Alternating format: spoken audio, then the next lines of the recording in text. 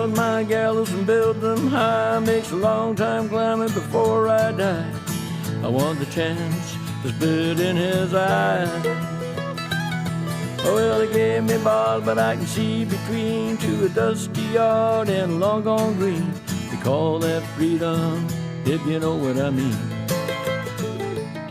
And I dry my sorrows, but the whiskey's gone. I'm sober as good. Hello, everybody. Welcome to Longbangers. I'm Matty. This is episode 129. Happy New Year to all the listeners. Hope you all had a great time. Good Christmas and that, etc. Joined tonight by Leon. Leon, start with you. How you doing, mate? I'm good, mate. How you doing? Good. Better than I have been anyway for the last wee while. John, how you doing? I know, bad. I was just laughing at the angle that Leon's got on his laptop or his tablet or something, because it makes him look like this fucking monster just bearing down on everyone. That's exactly the view that Alsatian had that time. Exactly. It's what I'm trying to go for this, my new view for this year. Want to be fucking on top of people constantly. I usually pile up on boxes and that on one of the tables, and I just couldn't be fucking arsed. I was like, fuck that. I was like, it's gone on the table. We'll see how it goes. I might have to change my jumper though, because I'm fucking sweating. And we've got Colin on tonight as well. Colin, how you doing? I'm good, mate. Happy New Year to everybody. Good stuff. Right, so obviously no game to talk about. So we're going to kick off talking about a couple of the transfer rumours that have surfaced over the last day or so. And then we are going to do a sort of player-by-player review of the season so far. And we'll get a team average score as well, kind of save over that. We could include Maloney in that as well, I suppose, if we wanted to. So, rumours, first of all. So, there is Harry Clark, who was at Ross County. I think he's a sort of right-sided centre-half, or they've been playing at right-back. Anybody know much about him? No. I'll tell you what, the most I know about him is a video that I saw on Twitter last night, I think, where he scored against someone. I'm assuming Dundee. It was for Ross County. Was it Dundee? Was it a peach I go to? Was it against Dundee for Ross County? Yeah. I thought you were going to say that he'd been playing for Dundee as well, and I'd missed that. But I know it was a good goal. I'm not too sure about the finish, but the finish. Sorry, the celebration. What was the celebration? Was he twerking at the end of it? Something like that. It was like Beyonce inspired. Does anybody know how we get in touch with Hibs to cancel a transfer? Just for Aberdeen. Just here, have you heard the Hibs are trying to sign this boy? And the other one was the Norwegian boy, Elias Melkerson. Now, can we just anybody know excited about this one? Oh, I'm proper excited about that. Proper excited. It's like, here you go, John. Here you go. No, crack on, Liam. No, it's just like, I'm not a football manager player or that. I'd done it when I was younger, but it was one of the ends that when I was playing football manager at 15-year-old and whatever, that got me absolutely wet in my pants. Somebody for a foreign country scoring goals in a lower league that's a youth that's been loaned out for a bigger club, who are actually a really good, well-run club, and it's just that it's got me very excited. Like, it's got me very, very excited. What were you going to say about it, John? I was going to say that the videos that we've seen the last couple of days were in that period of a transfer window where it looks like we're going to win the league. And it looks like we're going to win the league right up until that first misplaced pass happens, and then he's fucking shite. Get him to fuck, I'll fly him back to Norway myself. I'm one that doesn't pay much attention to it all. Like, I see, obviously, got the group chats and you see all the stuff bouncing about, but I don't pay much attention at all because I just think it's so hype and nonsense. Like, that's the best because he's getting football manager. I know, I can't be bothered with it. Because as John just says, like the first game there, it was even, I had this conversation the other day about Henderson. Celtic fancy he's better than his brother. And I'm going, has he played much? Like, so I looked him up. 25 games in his career. That's what he's played. But he's better than his brother. He's fucking 22-year-old. You know what I mean? It's like, let's not put, I'm not saying he's not good, but let's not put expectations on him where he places that first pass straight out the pitch and we'll just say he's shite, send him back. Because that's what'll happen, because we set the expectations through this period here, and get everybody worked up into a state that players can't live up to. So that's why I just go, just I'll see what they're like and decide myself, rather than what their rating is on fucking Football Manager. You know what I mean? He's got good stats. The Norwegian one's quite interesting though, because when we had all the chat about the Bodø Glimt manager, and that was a thing. That was like a Hibs had 100% spoke to somebody that could speak to his representatives, blah blah blah, to see if he was interested, and obviously he wasn't. So fair dues. But they must have some kind of contact, like Ron Gordon or Ian Gordon must have some kind of contact that deals with Norwegian football. And because for that, I think it's too much of a coincidence that the manager was talking about for the job, and then now they're saying this young laddie that's not even playing in the top division out there. So I guess you might see us diving in that market a bit more. There was another boy that was. Sorry, Matty, go for it. Another boy linked from Norway as well, Osame Sarawi. I think I pronounced that right. Who reminded me very much of Zamama on his highlight reel. If that doesn't whet your appetite, Colin. I've not watched that. No. Because these things are link for you later on. I'll still not watch it. Because it's just like, the best bits. Hey, you didn't see everything. It's like you could put our best bits together to Dre Wright. You know what I mean? And send it. Somebody did that. Hibs jersey. Aye, well, it'd be one game at Paradise, wouldn't it, for Dre Wright? I think Dre Wright's highlight reel would be scoring against Rangers. He had an assist for Hibs against, I can't remember who it was, but Deutch scored. And then he had the cross in against United the other day. There you go. There was a highlight reel of him going about before Hibs signed him. He's in Johnston, and he was doing tricks and flicks, and honestly, and I was like, I don't know, because I couldn't even remember much of him. It's St Johnston when we signed him, and then the boy, I can't remember his name. It's a St Johnston fan. He was quite prominent when he does the betting and that. Browning or something, boy Browning. But he was like, Ken, brilliant player. Fucking can't believe I've lost him, and the day brilliant at Hibs and everything, and I've never listened to him ever again. Fucking nonsense. Deleted his number out the phone book and everything. Well, it's exciting times. I always like this time of year, and it's quite early for Hibs to be doing the business as well, which I think was a priority for Ron Gordon, and Ben knows everything. They had to, because they sacked two folk on the basis of the last manager. On the last window, they had to sort it out this time and get bodies in, even if they're not going to be. I mean, you want first team picks coming in, but they need bodies as well. So if they're doing both, then that's what they need to do. Somebody says on Twitter about they didn't Ron Gordon clearly didn't fancy Jack Ross because he never backed him and all this and that. And I was like, well, no, because he's got to get this right. He goes, he's brought this manager in, this laddie, Maloney, whose first gig, he's got to get this, not necessarily just this window, but he's got to get his transfer windows absolutely bang on if he's going to back him right and for it to work. Because if he doesn't back him and get the players in that he needs, we're going to be changing manager in 12 months' time anyway. Yep. There it goes, isn't it? And we've got Mueller, obviously now contracted to the club. There was a wee podcast we have, I think it was called Ike or something like that. Was it Talking Ike, or somebody shared it on, I think it was Raymond shared it on one of our WhatsApp chats, and it was Mueller and a couple other American guys talking about his move to Scotland, and he seems proper buoyant. I don't know if any of you listened to it or have you heard it? I've not listened. It is Ike. Is it Ike? You're right. That's how they spell it. So. Can you find that on Spotify, can you? Yeah, well, I've got an Apple. I was on Apple Podcast, I think I listened to it, but I'm sure it was Spotify as well. It was interesting. He seemed really bought into his move, and I think he recognises that he's got like a big part to play in the team. I'm quite looking forward to him getting started. Another player who I watched an interview with the other night was Dylan Tate. He was getting interviewed for Wraith, and they were kind of wishing him all the best for his move to Hibs. Now that he's officially moved across now as well. Funny you say that, because I just saw a wee bit earlier on the day that, like within the last hour or so, that Stevie Bradley's on his way back there, and they seem to be some of the fans on Twitter, at least. In fact, all the comments underneath Ayer's post were sad to see you go. Good luck. We enjoyed having you here, which I've said before is quite a good thing.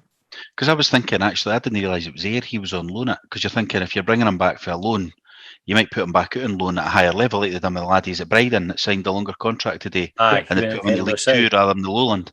But he's already in the Championship then, so unless they're going to punt him out to a Ross County or, I don't know, top end of the Championship, whoever it is that's full-time under the first full-time team under Arbroath, Dunfermline, they're the fucking bottom, Dunfermline. Aye, but Dunfermline are looking obviously to strengthen. Strengthen. But I was thinking, why would they recall him for Ayr to do that? So, other than it being it's closer, I suppose he could train with us a couple of days a week as well. Still, if he was doing that more than Ayr, but I just thought when they recalled him, I thought, they maybe got to send him out on loan to a higher level. But then maybe no, maybe it's got to be around about the squad. They used to talk quite highly of him, like when Jack Ross had done in that. Because he played in a few friendlies, and I'm sure he was on the bench a couple of times in the European games. Was he the laddie that came on? Was it Hamilton and hit the bar and that, or was that somebody else? I think Bradley hit the post against Arsenal, if I remember right. Aye. Last season, I'm thinking. I think you're right, Colin. There was two laddies about this. Stop living in the past. Start thinking about the future. Right, just because you said that, John, we're going to look specifically at the past for the next change rest of the episode. Aye. Right. So pretty much how this is going to work, we're going to go through player by player, start with the goalkeeper, go through the defence, midfield and attack. We'll agree a score out of 15 for each player. A wee discussion about how their season's gone so far. Then at the end we'll get a score out of 330, I think. And we'll average that up and we'll get a team score. So Matt Macy. Are you keeping count, eh? You going to write this all down? Well, I'll read it because I was doing the working out what 1 equals and 15 scores. So I've got right, that. Excellent. And we're just doing then. Let's talk about what we're going to do in the show while we're on the show, right? Are we doing the team? It's not the whole year. It's just this season then. Just this season, that makes it easier. Because there'll be some players who weren't here last season. Well, that's right, Marciano. I was thinking that's what I meant. And we've not got long enough to be talking about players who've moved on. No. So I'm sorry, Nathan Wood, if you're listening. We're not going to discuss your one game tonight. I would have given 10.5. He'd be quite happy with that. Well, aye. Well, no, he's not getting 10.5. I'm going to overrule that one because he got sent back for his attitude, and that automatically means your score gets rock bottom. Right, Matt Macy. First of all, Leon, tell us about Matt Macy. How's his season been? How would you rate him? I think he's been all right. Did he just give us a number? Give us a context No. as well. I think he's been all right. He's obviously he's had a few of his cracks and folks slating on me, but you've always got to find somebody to slate, you know what I mean? So, especially, I think Marciano was a hard act to follow, and that was, everybody knew that was going to be a difficult, and I think I think we've got a decent enough goalie. I think his distribution, obviously, is what everybody's been talking about, but you've got to keep the ball at the net. That's your goalkeeper's first job, and I ken that's the basics for a goalie, right? But the amount of goalies that we've had, it's no the fucking basics. Ken, we've had the basics are fucking difficult for some of the players we've had at this club. So just having even the game against Aberdeen, I felt he pulled off a couple of really good saves. Folk were more about his distribution, but he pulled off a couple of saves that probably, I wouldn't say it gave us the 3 points, but he saved savable shots, which is what you want. So I think he's not pulled up any trees or that. He's been pretty what I've expected him. I think he's done a good enough job for me. Like, what were you calling? I know we've had a good bit of discussion about Macy's distribution in particular, because that seems to be the thing that he gets pulled up for. How would you assess his performance this season? I think he's a decent goalie. He makes saves. He doesn't have many clean sheets though. And I don't know if it's his fault or the defence's fault, but I don't think he's threw any in. I think he started coming for crosses. He's made good saves. He's saved penalties. That made one of them were last season right enough. His kicking could be better, but every game I watch, a goalie boots the ball at the park. Like I watched the Liverpool game yesterday. Liverpool keeper kicked it clean at the pitch, and I think it doesn't matter. The goalies are goalies, like for a reason. Like I've said before, and it's because they're not as good at football as the other 10 players on the pitch. So their passing isn't as good, no matter who you get. Marciano's wasn't good either. In that case, and I think we moan about them. The distribution thing gets on my fucking nerves a bit, to be quite honest with you, because as I say, I think every goalie's got poor distribution, other than maybe the Man City goalie who could play in centre midfield. Like I think any other team's really got a goalie that's a footballer. That they are pinging balls to the touchline a lot deliberately. Yeah. So if you're aiming for a smaller area, if you were just booting it straight up the park, I don't think it wouldn't look as bad, and folk wouldn't moan about the distribution as much. But when you're aiming for a touchline, it's got to go out sometimes. It happens with everybody. Having said that, I'm no. He's a good goalie. He's a good goalie. His kicking could be better. Sometimes it goes high in the air rather than just sort of low and flat. But I would score him at 15, about 11. Right, that's a decent score. John, what about you? It's funny because I think in the last couple of games he's probably had some of his better games for him. So in the Aberdeen game, he had that really good save down to his left-hand side.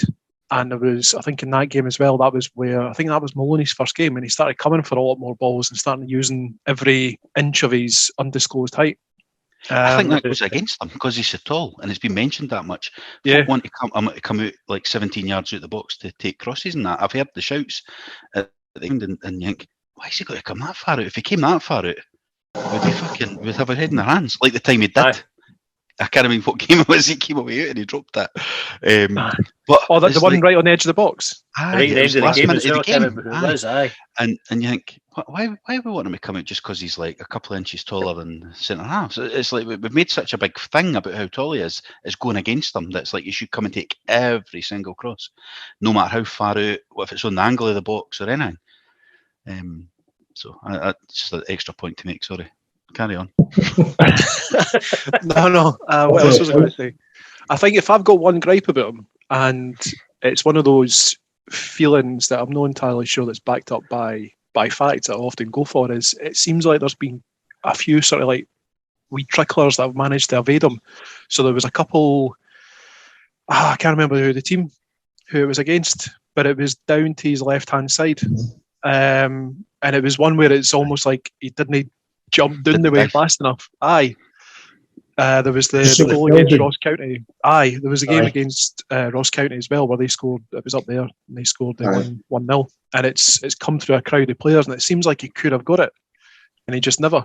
So that's probably my biggest complaint against him. I'm not too concerned about the distribution, like Colin mentioned, because my concern with his distribution is the speed that he plays it out with his hands, not with his feet. Yeah. I'd like to see that quite a bit quicker, because quite often you'll see the two fullbacks kind of hearing up the line. Cadden most recently, Stevenson as well, and he's just not doing it. But then at the same time, like Macy's got a better view of the pitch, so maybe he's seen something and thinking, well, actually, you've not got as much space as you think you have.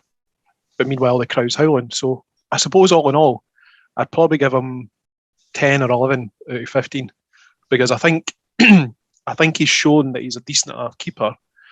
And we need to remember that I think this is his first full season playing with the likes of Porteous, Hanlon, etc. in front of him.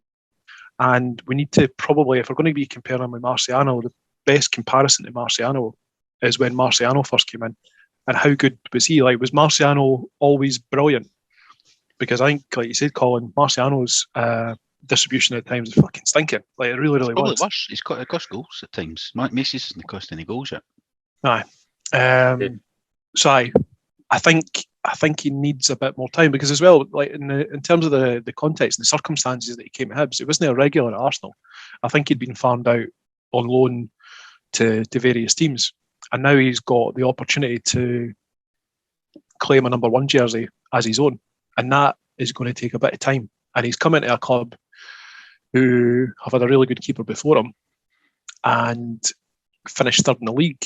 And now they've had that bit of a sticky spell. So he's found himself in challenging circumstances. He needs that opportunity to have that sort of purple spell, if you like, between the sticks. So I'm going to give him 10.5. 10.5. Leon, what score did you go for? I was 10. I was thinking 10 in my head.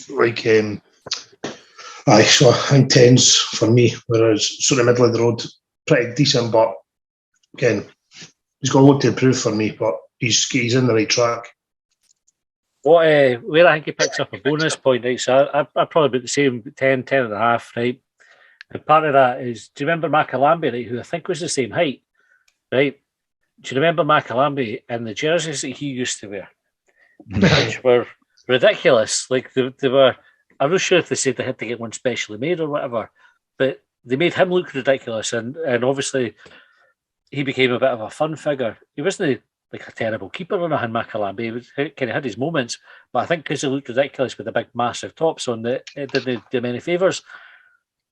Macy carries it off, no bother. You didn't look at him and go, he's got a ridiculous sized top. And it must be kind of similar size. So because he carries that off, I'm like, bonus point.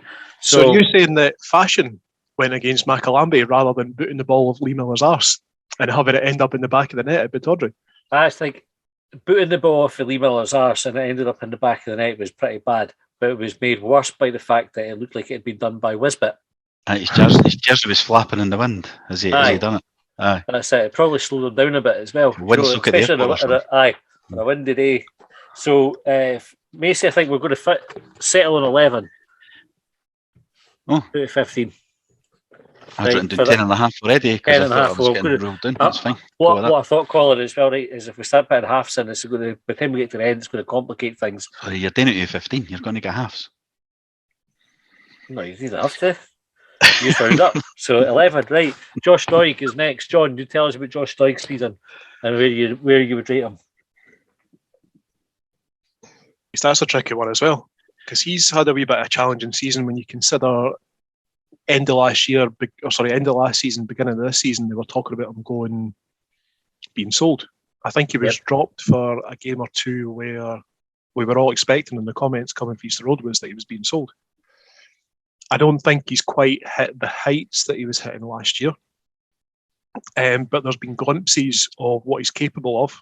I want to see more of him pushing the opposition back. Probably his best game for Hibs this season has been against Rangers in the semi-final, because he just hemmed in Tavernier. Never gave him a moment's peace. Spent most of his time defending in Rangers' half.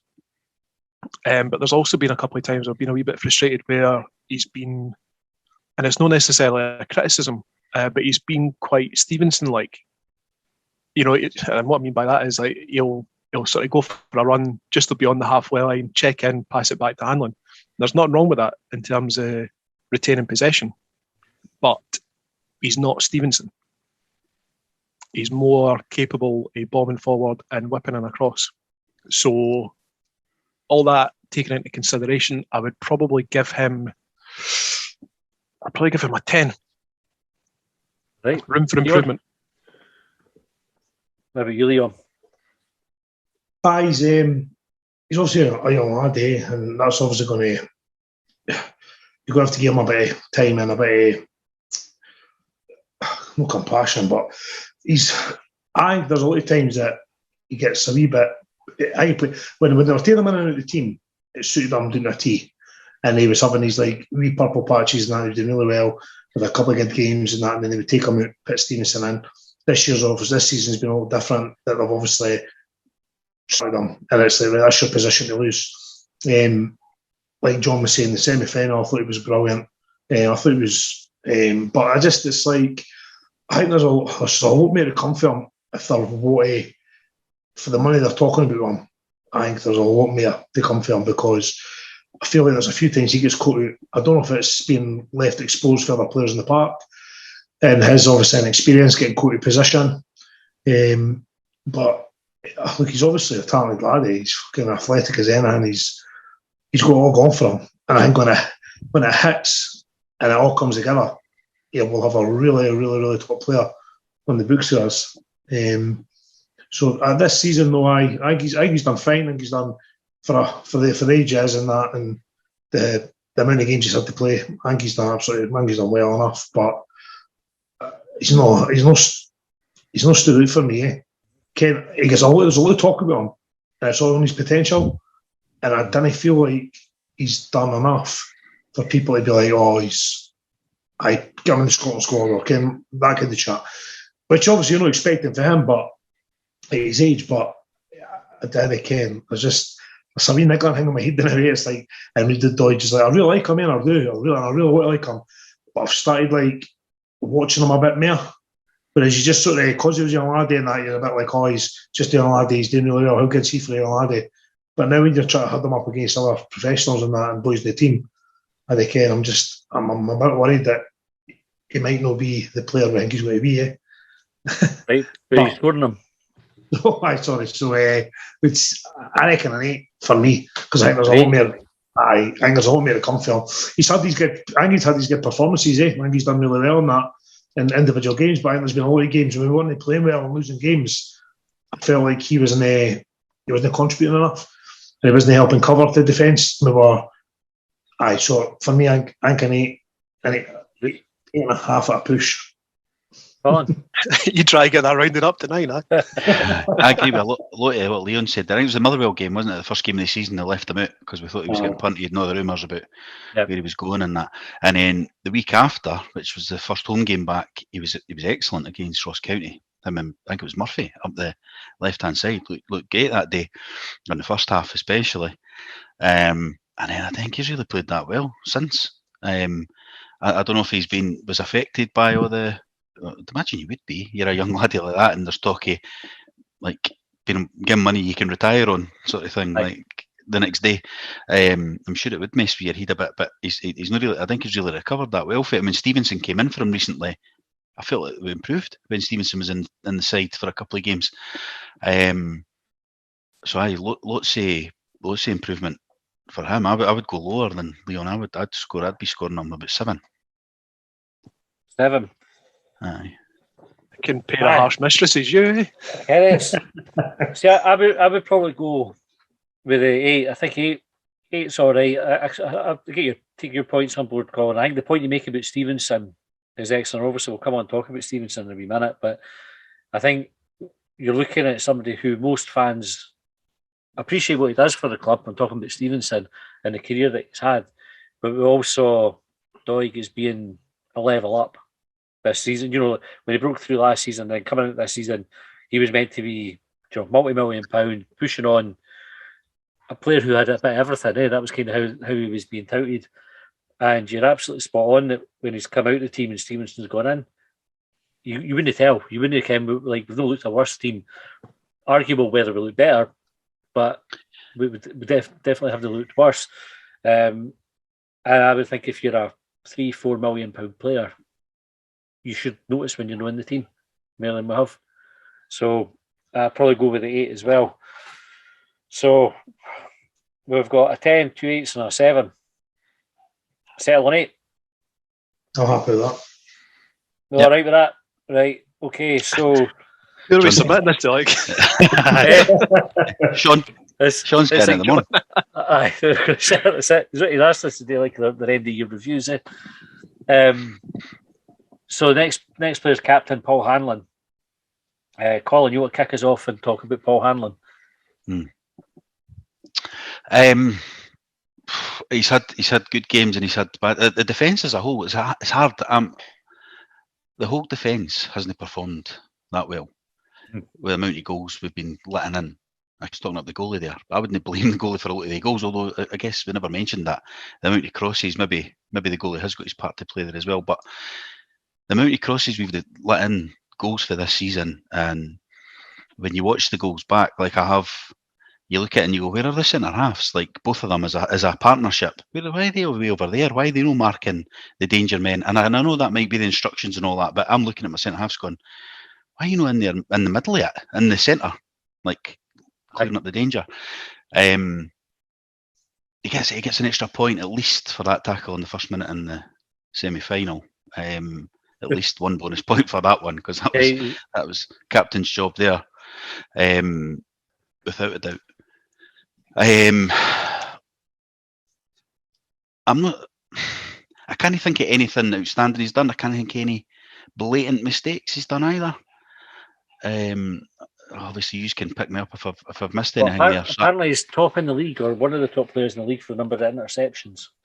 That's right, because that sways your thinking at all. And that's the difference between him and Porteous there, isn't it? Because he does interception, whereas Porteous does a tackle. which could say he's reading the game better, I guess. That's what interception stats will give you, probably, is it? I don't know. I'd say so. But I don't know if it's phased me at all. I don't know if it's phased me. I think we need to change the defence, like in the window. I think that's where the big thing that needs changed. I wouldn't score him any higher than 8. Okay, John, what about you? It's a fair shout. 8. I think so. There's, like other players, there's been games that have been real standouts. So Colin mentioned the tackle in the first minute in the semi-final, and Paul Hanlon was exceptional that night, without fault, I think. And then there's other games For the goal. like, or was that Porteous? I thought it was Porteous that was kind of at fault because there was a miscommunication between him and Messi. But I thought Hanlon was exceptional in the semi-final. And then there was games like the one against Livingston that was Rossi's last in charge, where I think Hanlon would probably agree that he was stinking, but that, not even taking into account the sending off. And I think the sending off, he was just kind of hung out to dry a wee bit because Hibs were already doing 10 men. But he was shit. Like, he was really shit in the first half. And I think one thing that maybe goes against Hanlon quite often is I think sometimes he gets caught underneath the ball and not quite sure whether he's want to kick it or head it. So that's a wee bit. It's not an infrequent thing either. It feels like there are times throughout multiple games a season where that happens. That being said, I think I'd rather have him in the team than out of it. First half of the season, I didn't want it to be a reflection on what I think of Paul Hanlon as a defender. But that's not what we're doing. Colin, no. But it's end of year reviews. But it's Colin mid-year reviews. Mid-year. Sorry, at the end of the year. So, for just based on the first 6 months, I'd be hard pushed to argue more than an 8 as well. All right, Leon. Hi. It's just pass marks in the email. Like that's where I'm thinking when 8 is. I feel he's pulled out a few good performances last week.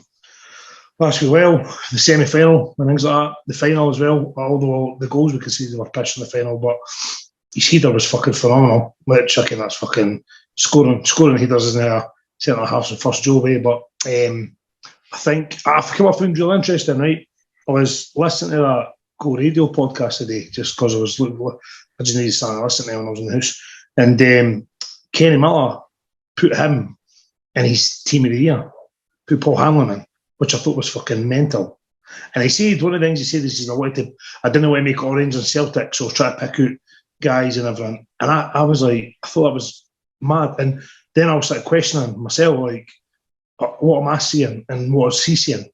Can be a professional football player and things like that. And if he even is seeing enough, okay, maybe he's just done it to pick a fucking name out of hat and be like, oh, I'll chuck him in just so that my team's a wee bit different to like all the Rangers and Celtic players, blah, blah, blah. But I think he's had the performances that he's done really, really well, but I think there's been too many that they were saying about conceding crosses and that, and thinking, what the fuck are the two centre halves when the 6 or 7 playing line up to header in? And again, that could be doing the tactics, but he's not been great. But I think he's a great centre half.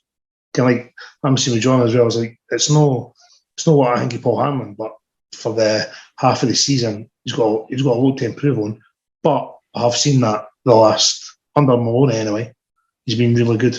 So hopefully it is a big improvement. But that'd be an 8 or a 9 for me. Like, right.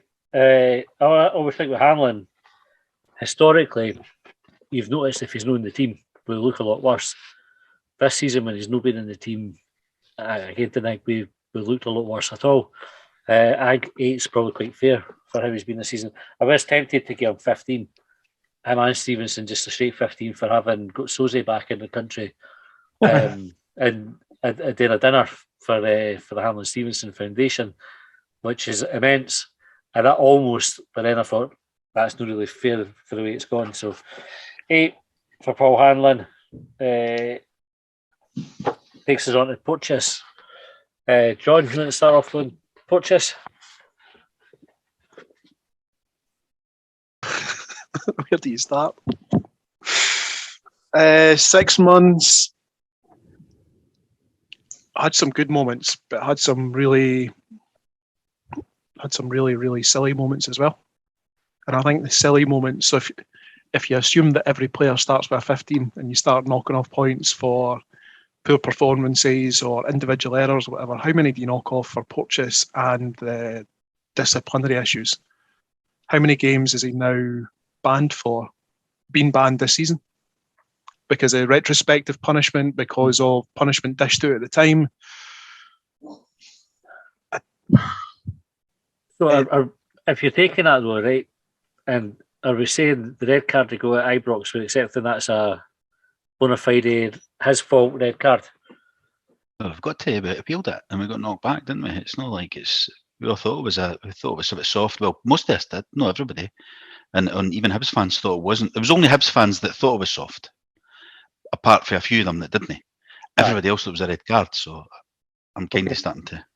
That's fine. Just if we're including it that way, I just wanted to be, if you're going to say disciplinary thing, but you either include that card or you didn't. If you didn't include it, his disciplinary thing isn't quite as bad as it's made out. But if you're saying that was a red card, then I think you're right to call it out. I would say the big argument with that red card was obviously because the argument was the consistency, not the actual decision. Like the lot were arguing about when the tackle on the Hibs later in the game, I mean, and it was always arguing with the consistency of the ref, whereas that was sort of taken away. Actually, was it a bad tackle? Again, like, or was it a dangerous challenge? Again, so bye. Aye, so no, we interrupted. Carry on. No. So I do, on reflection, I do think it was a red card, but the subsequent trial by media vilification of Ryan Porteous as a person, as a player, was way beyond the score. He's never put Aribo in any danger. He's never put any player in any danger with that challenge. But then you have an opportunity there for him to learn and be better, and he's gone and booted Ramirez in the balls, and I think he's got, is it 3 games? Yeah.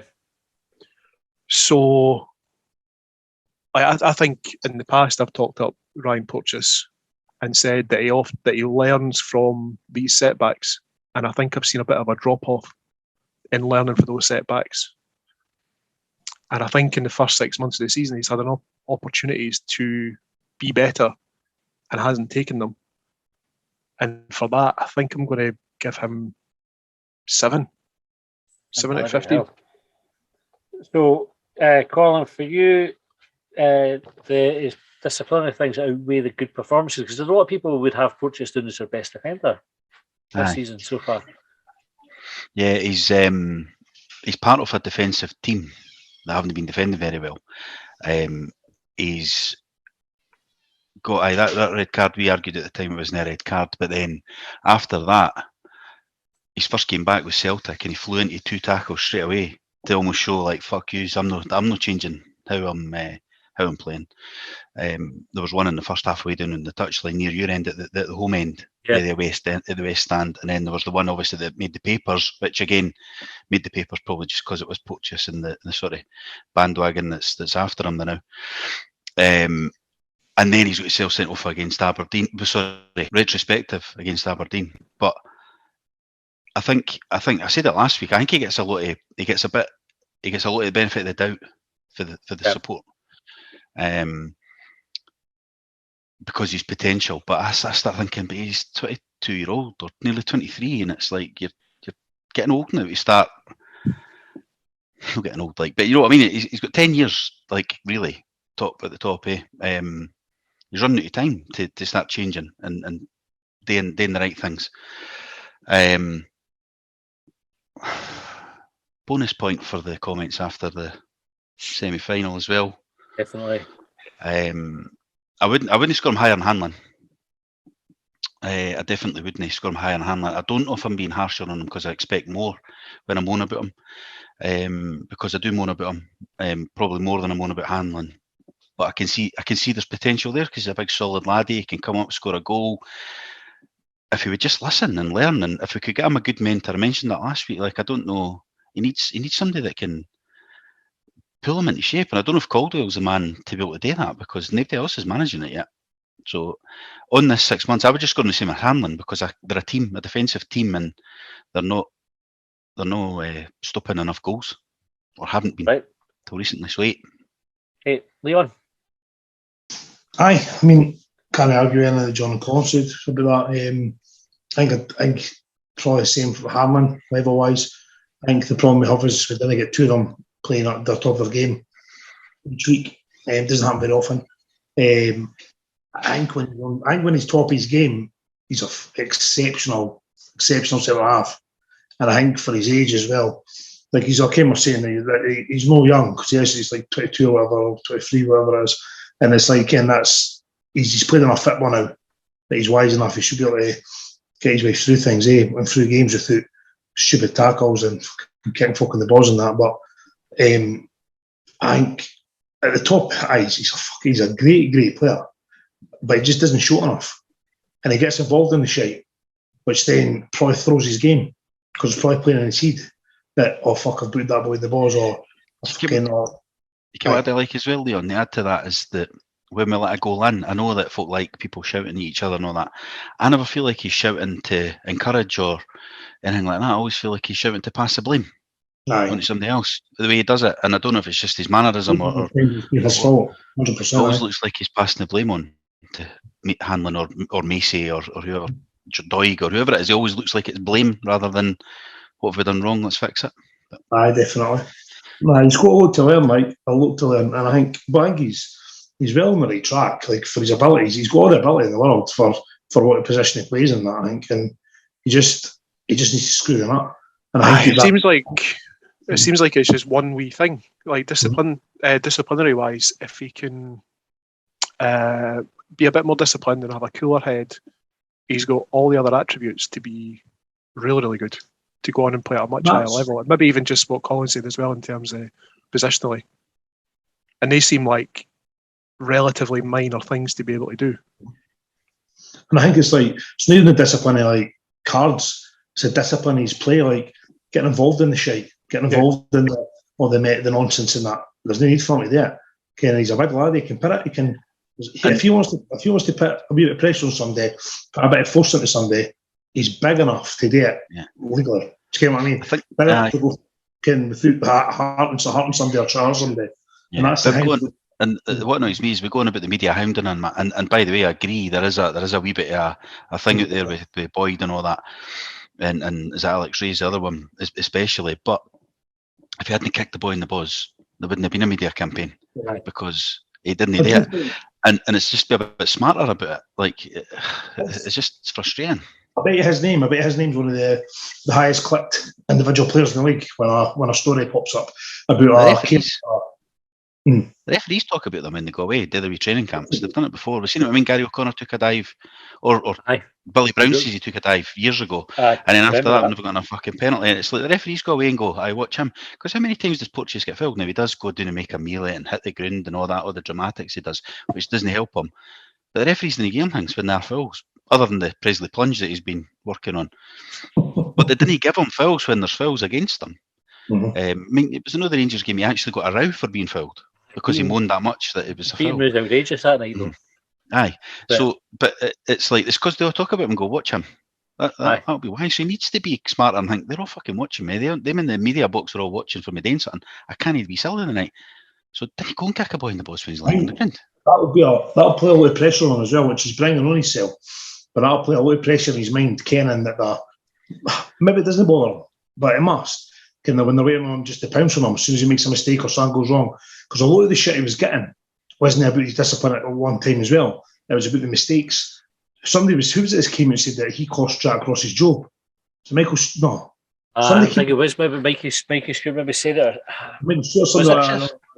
Because he got sent off when we were winning 1-0 at Ibrox, and then he gets sent off and we went on to lose the game. And the argument was... It's a bit tight, yeah? Aye. It's a bit harsh. Aye, and it's shit like that. And honestly, I think I'd love to see that. Like, if you could see like the most hit for like internet searches or like stories, like the clicks and all that. I can guarantee you, Porteous will be high as anything for the Scottish Premier League. For like, as soon as how many story, how well his name sells stories, 100%. Because you see the Rangers fans and that. Rangers fans, even Celtic fans now, second team makes a tackle, fucking they're on it.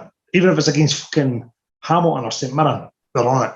They're on it. That boy's going to ruin somebody's career, blah, blah, blah. And half it's not even a bad tackle. They just perceive it to be a bad tackle because of the way he does it. But on that, he's not done good enough this year to the levels he's able to do, because he's had these individual performances that have been really, really good, outstanding at times this season, but he's not done it enough. It's the same with Hanlon. So I'm an 8, or a 7 or an 8. For him this year. I can't remember what I gave Hanlon. Whatever it was Hanlon, I'd match that 100%. You started talking yourself into giving him a 9 at one point. Okay. I see I do like him. I really, really, really like him, and I rate him. And it's when you watch him and he has a good game, I'm like, fucking hell, he's a great player. He's a great, great player. And he roams about the back line and just totally runs games at times when he's on his top game. But then it's just the stupid shit that he gets dragged into. And I spend fucking hours arguing with Rangers fans on Twitter about it and line them up on that. I'm getting fucking hounded. No being at the dinner table because I'm on fucking Twitter. He's definitely he's a player who's capable of like a 13, 14 out of 15 performance. Easily. He does something mental, and then the team suffers as a result. Somebody who's a bit less mental, Paul McGinn. Colin, you want to start off, Paul McGinn? Did the score Portuguese 8 there? Oh, did I? McGinn, again, the defence isn't. I'm going to go along the same line as the other three, but the defence hasn't been good enough this year, and I didn't mind McGinn. Like, I think he's all right. He's done a job for us while he's been here. He's solid enough. He's pretty much another sort of guy that'll be a 6 out of 10 every week. Maybe sometimes get a 7 or an 8, but he's generally like. What's that out of 15 though? That's 6 and 9. But so he's generally a 9 out of 15 kind of guy, but sometimes he's a 10.5 or a 12. And this season, again, we're losing too many goals, and a lot of them have come from that side of the park where the cross hasn't been closed down. Now, you can't just blame him for all of them, but it's his side of the park that he's defending, and crosses are coming in for there, and they're not getting shut down in the first place because the centre-halves can't then cope with them, and the goalie's not coming and taking them. He's got to share it's a team game, so the defence as a team as a sort of area of the team have let the whole team down, I think. He's going forward, he's no brilliant. Doig Stevenson's probably even better than McGinn going forward. Cadden's certainly better going forward. I wouldn't go again. I would go 8. I don't think you can score him higher than other defenders, but I don't think you could probably score him that much lower either, because maybe 7.5. I'm not allowed halves. So up to the 8 then. Get a minute. Leon, how are you, Leon? How do you see Paul McGinn's season being? A solid performer at times, and then I do feel there's folk were pointing out all the crosses were coming to his side, and I wasn't really listening to it because he was getting football talking about how shit a player was when he was getting called to the Scotland squad at Hibs, which I thought was a fucking unreal. I never seen him as an international football player, and it just showed you how good his form was at the time. So I wasn't listening to all the noise and that, and then you start looking at it and you're like, he does struggle to stop crosses, and he does get caught out of position now and again. But again, he's solid. He can't what you get from him, and he works hard as anything.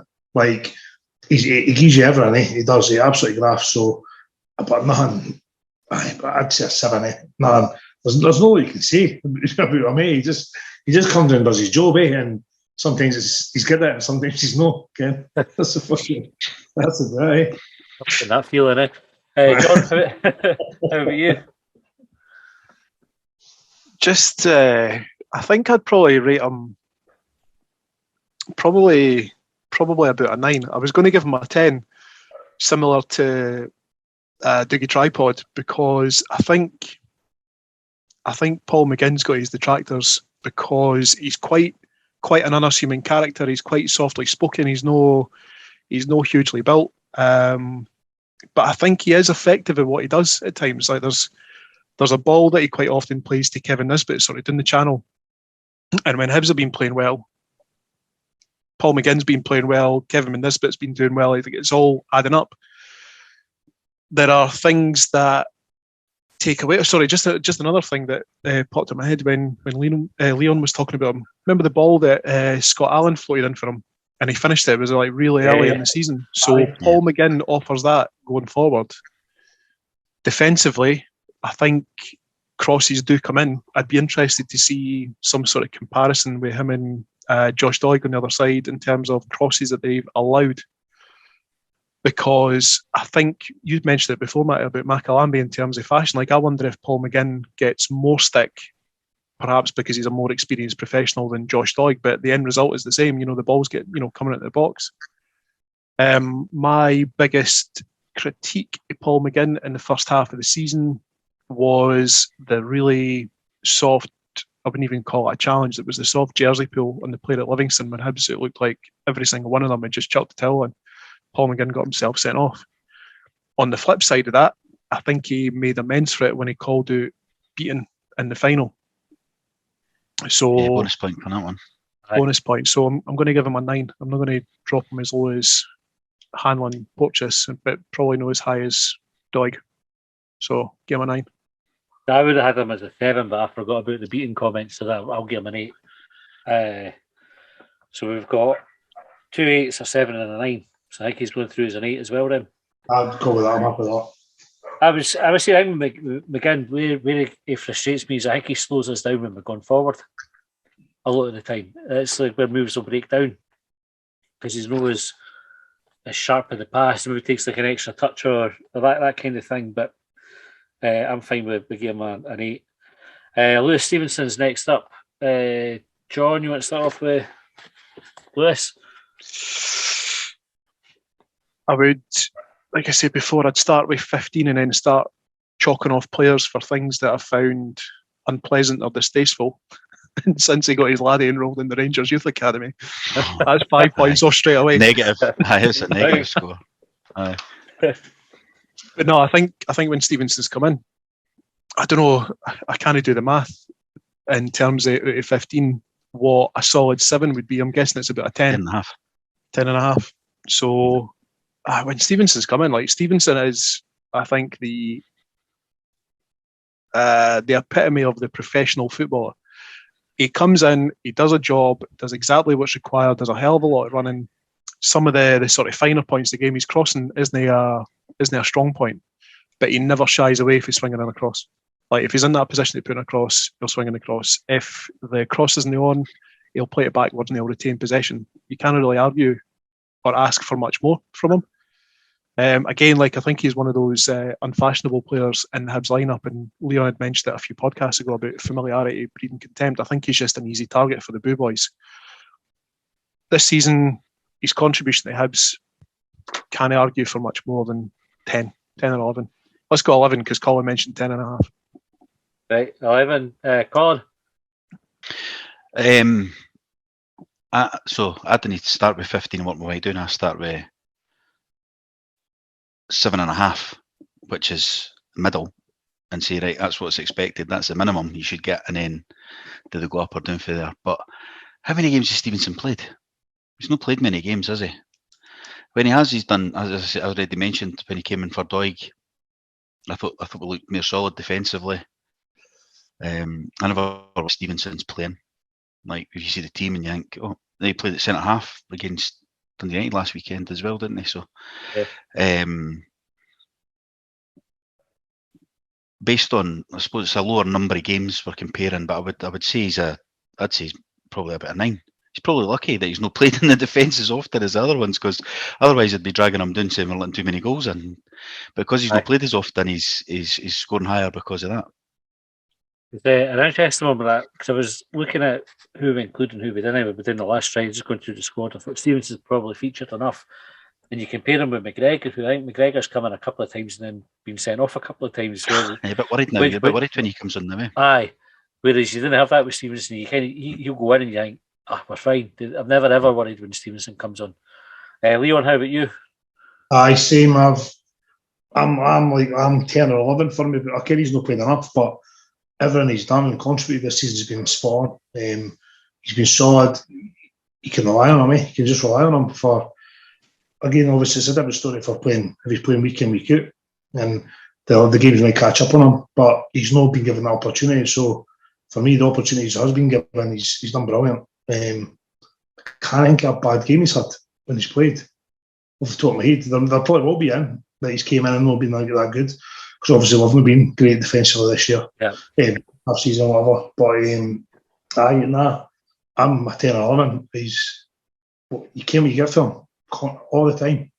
And just rely on him, and having him behind Deutch is the reason why we're happy to play him more often. I think that we can, that we've got the backup, in every club in this country, outside Rangers and Celtic, would love having a backup like him for any position that you can rely on. I think it's...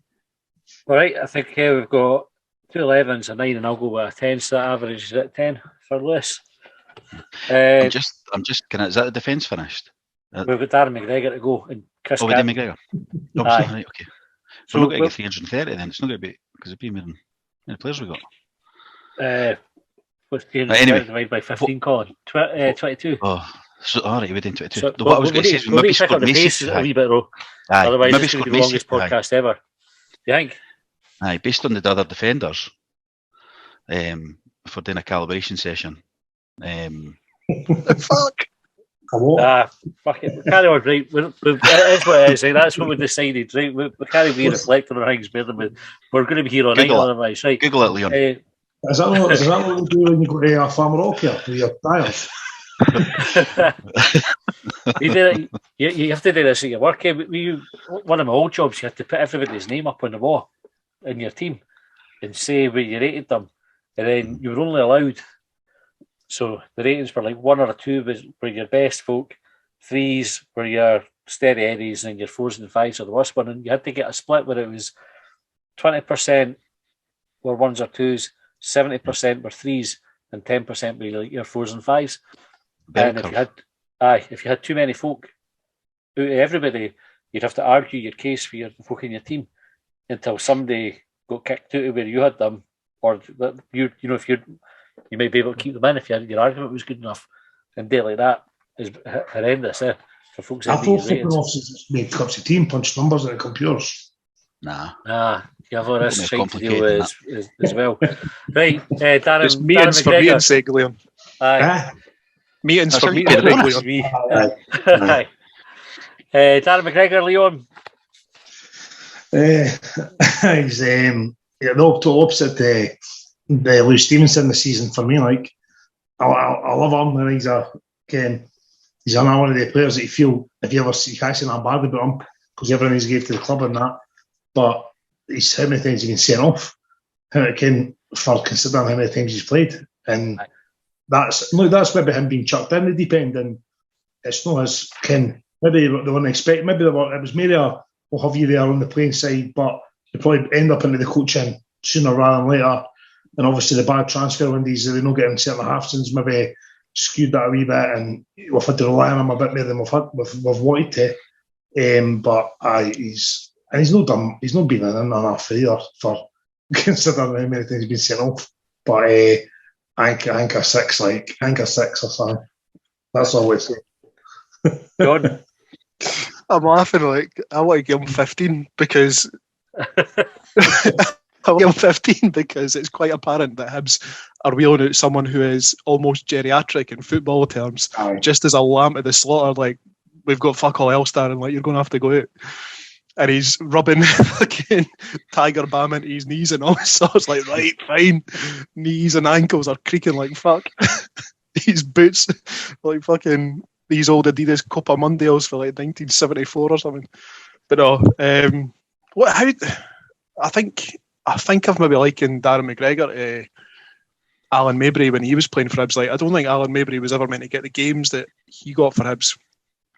And I don't think McGregor was ever meant to see the amount of games that he's played this year. But when he's played, I think someone would need to come up with the numbers and say like how many times he's played and how many times he's been sent off. I know he was sent off against, it wasn't Santa Coloma, it was Rijeka. Yeah. That was kind of like the first one. There was one at least in the Premier League. Has there been more than that? No, I think it's just the twice he's been sent off. Just the twice. But twice and it could also games. Aye, I mean, if he's only played 4 games, for example, or, 4 appearances or 4 starts, whatever, and he's been sent off in half of them, then it's not a very good record, is it? I'll give him 6. I want to give him 15, but I'll give him 6. Colin? It's a hard one to score, I mean, based on the number of games, I wouldn't disagree with 6. I hate scoring them that low, but I'm not really sure. If we're not expecting him to play and he's not expecting to play and his body's not up to it, what have we got him? So, what have we got him doing? Like, what is he that doing? was the thing. There's a comment that's attributed to him where he said that he'll continue to play for Hibs for as long as he feels physically able. And I think someone maybe needs to take that decision out of his hands and maybe take him out to pasture, because I don't think he's capable anymore. But Hibs haven't got anyone else. Yep. I mean, you say that he came on against Dundee United and he was fine. He wasn't. He's not been a total. I suppose we conceded after he came on, but I didn't think it was his fault that we conceded. He was not on the day with the goal. Bonus point because he never got sent off against Dundee United. But I mean, the European game was a bad one because we were right in the game at that point, and then as soon as he got sent off, we were fucked. We had no chance, and then we ended up having quite a heavy defeat and gone out earlier than we maybe should have done. I think 6 is fair. We're scoring him on a low number of games, but aye. Aye. Chris Cadden, Colin. I like Cadden. I think he's good. I like the way he gets forward. He can put a good cross in. He scored the last game. He's hit the bar. I think he is an upgrade, if you would call it an upgrade, on McGinn. But then he has been part of that defence at times that have let a lot of goals in. But then is he? I don't know, because he's playing a bit further forward. I'm not really sure. So I'd score 10. 10. Leon. I say, like, I'd give him he's done brilliant recently again under Maloney, and Arjen, it's like really stepped up under, even with Gray and all that as well. Like, he came on a lot better under them, and I think we're going to have a really good second half of the season with him. He's no perfect wrong when he's played. He works so hard, like he runs and he runs and he runs. So I'd give him a 10 or 11. Like, I think he's been good, and I think there's a lot more to come from him. Ron? Just a general question, because I can't quite remember. Is he only recently returned to full fitness? Because he wasn't fit at the start of the season, was he? He was out injured for quite a while. Yeah, had injuries in that. Aye, back. He broke his back, didn't he? Like, or fractured his back, and then he should have came back and picked up another injury right on the back of that. If you pardon the pun, it wasn't intended, but he's not the best of luck with injuries. Aye, I think we've probably looked better with him in the team, but actually not. Like, we've won 3 of the last 3, so we've looked pretty good in the last 3. You know what I mean? So it's hard. I think he's done well enough in the games that he's played. And again, like, he's coming to a side that's been a bit topsy-turvy in terms of managerial changes, in terms of injuries to other players, in terms of the team being rotated a wee bit. And I think he's done pretty well. So I'm going to give him 10, because he's done well enough in the games that he's been in. But I'd like to see that improve, if you like, or maintained over the rest of the season. What I like, because I think it's easy for him to come in and look good when he's playing for a new manager, but once you get into the grind, once you get through the winter period, once you start getting towards the end of the season, you want to see that maintained. He's been shifted a bit the pitch as well, like in different positions. He's been right back, he's been right wing back, he's been played out on the left and everything. I mean, he came straight into the derby, and was it midfield? And it was his first game back, and he played like 80 minutes or whatever, straight back for that injury you were talking about there. So he's obviously got an engine on him. What did I give him? Did I give him 10 or 11? 10. I'm going to give him 11, because after his goal, he had that really good interview where he comes across a really likeable guy. So bonus point for him. Aye, so he's going down as 11, and actually he almost got a bonus point for doing that boiler advert as well, where he looks cheery as fuck about having somebody come in to service his boiler. The only time you've ever seen anybody that happy to get their boiler services in an adult movie, and that was the way that they were going. So I think he can get 11. Right, we were talking about injured players. Kyle McGuinness, another difficult one today. Leon, do you want to start off talking about Kyle? It's hard because, and I think a lot of the chat was that when he wasn't playing, Hibs wasn't playing.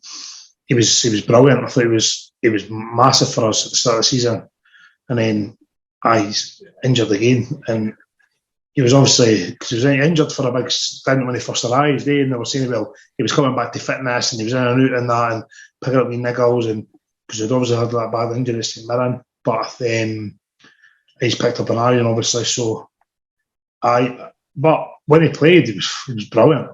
It's hard. How do you kind of rate? Can you really knock somebody down for being injured? You know what I mean? Because it's no. If you base it on what he's played, I would say that's fair. I'd give him like 13, eh?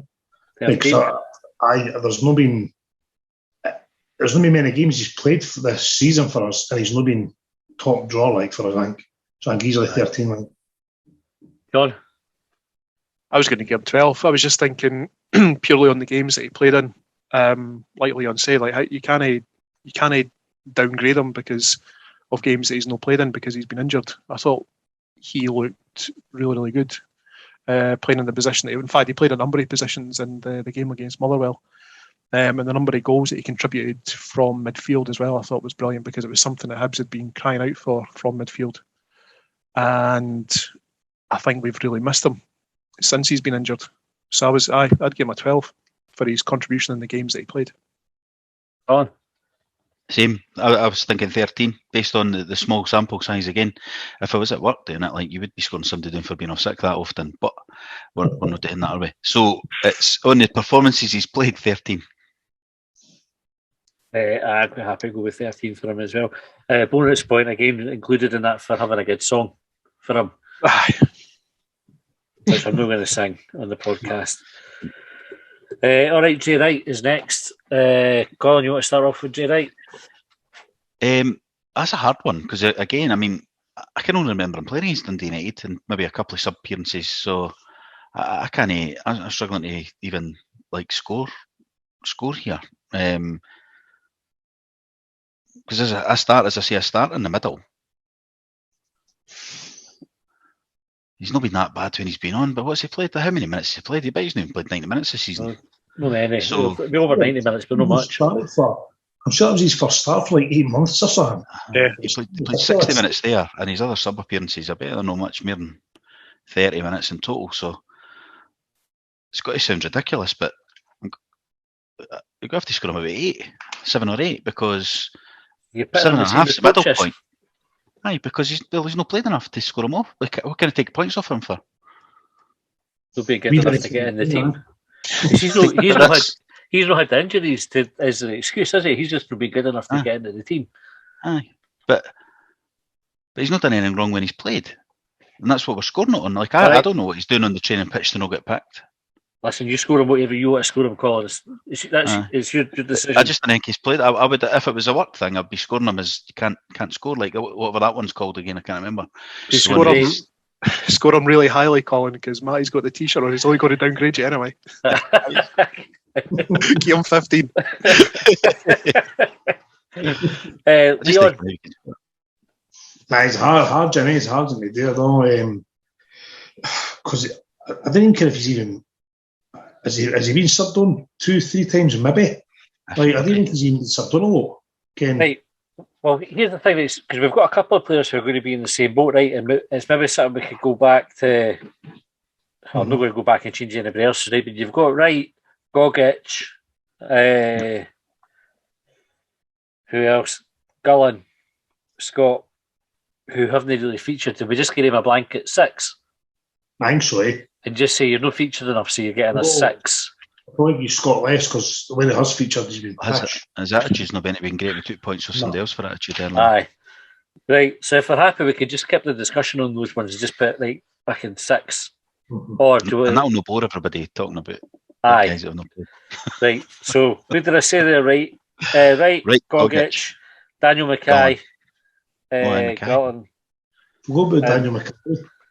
He's injured though, eh? Aye, he is. He's not even played. I mean, did he play in the European game? And that was about it. Did he come on in the first game this season? He scored in the European game, I'm sure. He scored against Arsenal as well, didn't he? Mm-hmm. Highly, I think. I think highly. I think once he gets a run of games, he'll be good. Yeah. Right. So, Joe Newell's the next one then. John, you want to kick off with Joe Newell? No, because I can't think of anything in particular. I don't think he's not done badly. Season started pretty well for Hibs, and then it's tailed off a wee bit before the 3 victories that we had there. I thought he was another one that had a really good game against Rangers. I thought he looked really good in midfield. 9th in the league for tackles one, apparently. How big is that? How big is that list of players? Just for some context. Everybody in the league. So what are we talking? 11, 12? What's 11, 12? Actually, that's pretty decent. It's decent to be in the top 10. Let's give him a 12. Let's give him a 12 because, listen, he's a good-looking boy. He's got really good control, and there are things that he can add to his game, and the things that he can add to his game are goals and just being a wee bit more braver going forward. 12. He came on the podcast as well, so bonus point 13. Right. And I believe his dad listens, so he'd have 14 out of 50. And if his mum's listens, let's not get carried away. Colin. I don't think the two sort of holding defence, more defensive midfielding thing helps him, especially when he lost McGuinness. His game didn't go. It didn't help his game at all. Not having McGuinness ahead of him.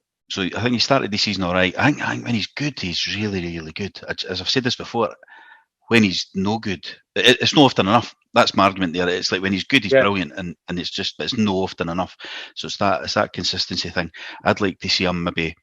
I don't know what the new formation will be under Maloney. To be honest, we spoke about it last week, John, a wee bit. We think maybe him. I don't think him and Jake Doherty will both play going forward, and it would be interesting to see. I know I think there was rumours about him maybe going in the window, but I don't know. It would be interesting to see if he was in a more attacking position rather than that defensive thing he's putting all the tackles in. Maybe he's more suited to being further forward, not having to put as many tackles in because there's somebody else there doing his running for him, like Campbell. I struggle to score him really highly though. I'd say maybe 11. Right, well, you just fairly highly, but it's not massively high. I like Joe Newell. I do think he's a really good player. I like he gets into really tight positions, like really good footwork in that, and he can carry the ball. And I do think where he was put on the park at times was sort of holding him back. I think when McGuinness was on the park with him, definitely seen him with a lot far better performances.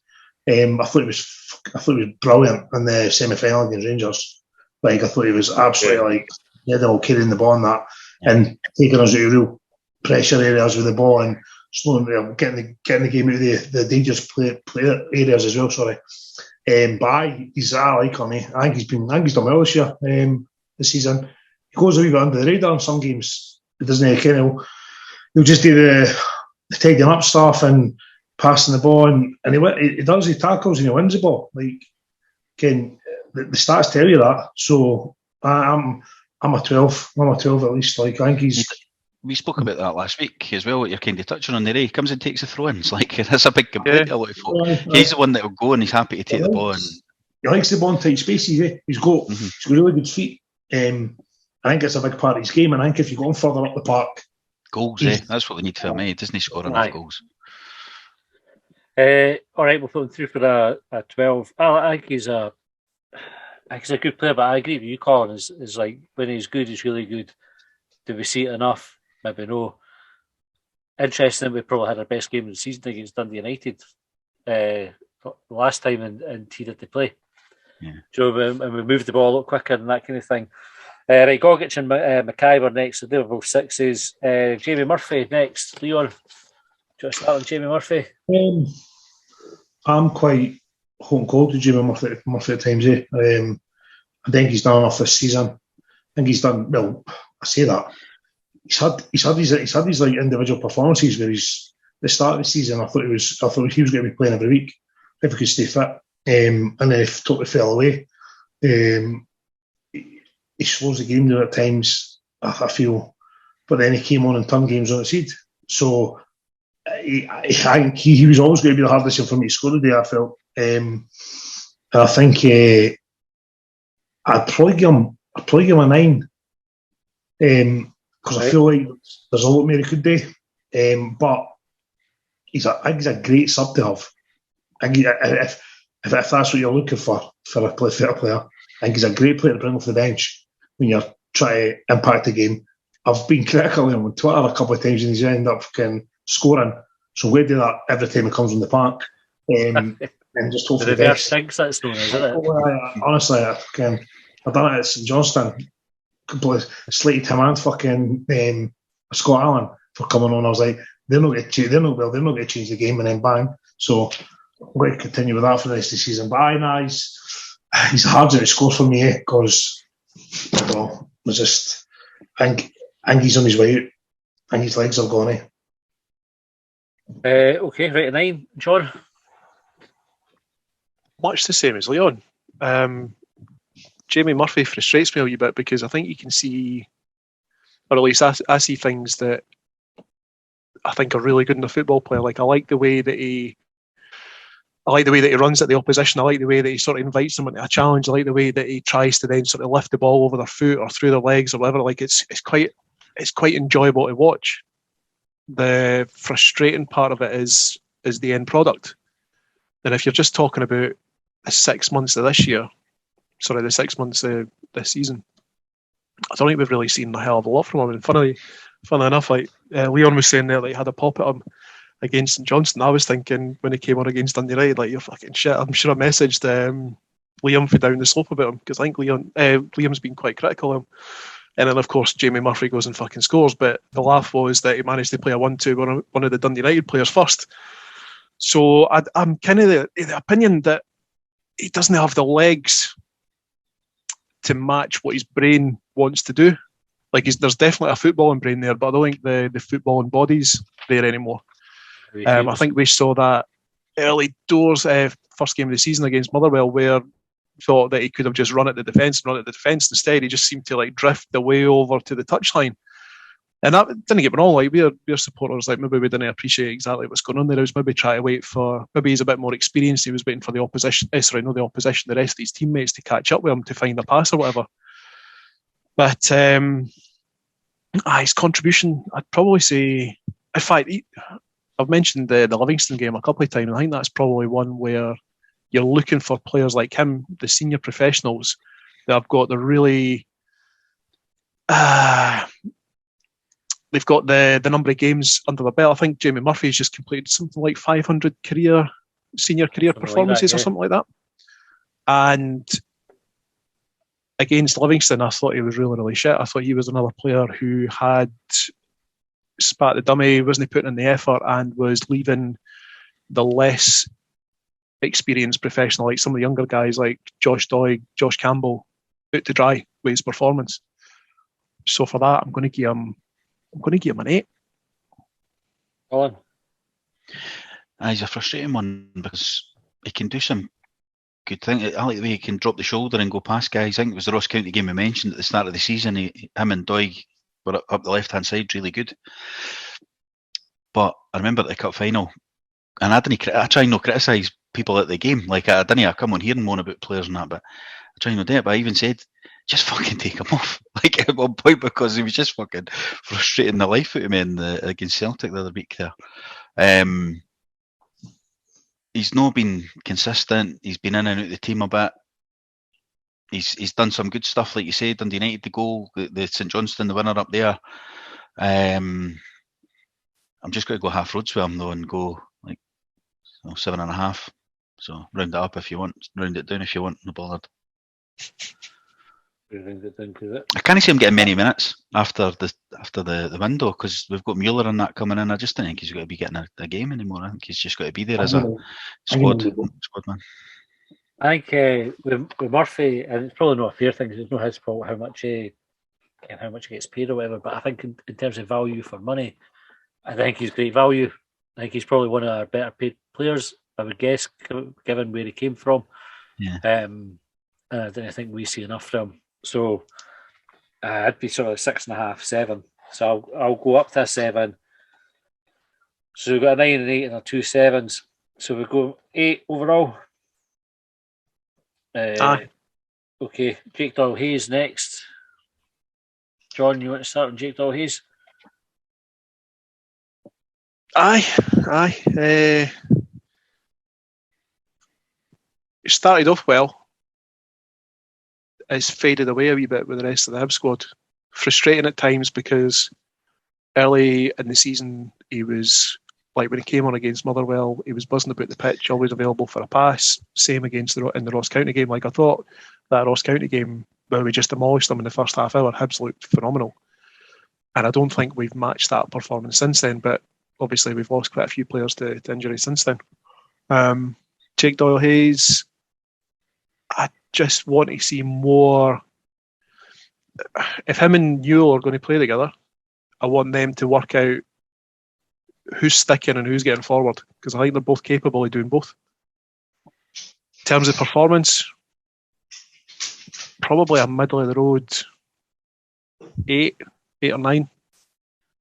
9 if I'm being generous. 9. All right, Colin. Well, he made it. I thought when he came in the team, I liked to look at him, neat and tidy, keeps the ball moving along and that. Doesn't get forward enough.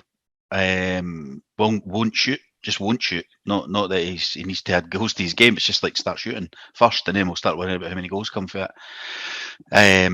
But if we're scoring Newell 12, I find it harsh to score him away down in the 8s and 9s. He's not as good looking as Joe Newell, but no, I'll give you that. And he's not been on this podcast. He went on another one. So, so is that bonus points or negative points? Negative points. So I'm going to go 11. It's just on a par with Cadden, which I think is pretty fair. Leon? I think he's been really good when he's good, and then not really done much when he's not been good. He played a great pass for the goal done United. Really nice, neat pass. Done early in the season, quite similar. And I think he could be a big player if he got him at the right system. He likes to drop deep. I think if that's his preferred system, to be fair, being a bit of a spoiler and all that kind of thing. But I think, but he done. I thought again another player that was outstanding in the semi-final against Rangers. You could see his game really, really work that night and what he was able to do. I think, but I'd give him an 11, like a 12, because he's been. I'd say 11. He's been, because when he has been good, even when we first started the season, I thought we'd send a great player, and a few St Mirren fans saying, "Oh, he always starts off well, and he fades away." And I was a bit worried. Then obviously signed his new deal. Under Maloney's looked a wee bit better again. Came up again and started playing a bit better. So I think he could be a regular. Like one of the first names on the team sheet that's moving forward. So I'd go with that.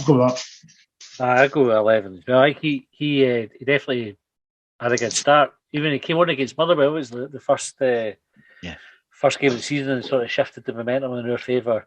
And then I think he got COVID, did he know? He was out with COVID for a wee bit, and I think he struggled to kind of get back up to speed after that. But the last few games he's been good, so I think 11's pretty fair for him. Scott Allen's next. Colin, where are you with Scott Allen? So he's not played much. He's had a couple of really good games and a couple of really bad games, hasn't he? So when he does something that comes off, it's brilliant. Everybody goes, "Fuck!" Nobody else could have seen it. Like the pass, I think the McGinn goal that John mentioned earlier. Yeah. And there was another one, the Murphy one at St Johnstone. You know, you're thinking, "Fucking hell! Like, how did he pick that out of that whole stramash in the box?" So, but then there's other games when he's played. Even Dundee United up there, that was another good game in the cup. He had a good game there. Mind he scored a goal in that, I think. So there's those, but those are all balanced out with the yang to that yang. So I would just go straight down the road, middle, 7.5. Right. 8. Just round it up. But that makes it more. So it's totally arbitrary anyway, isn't it? Like, it's just nonsense. Doesn't matter. Leon?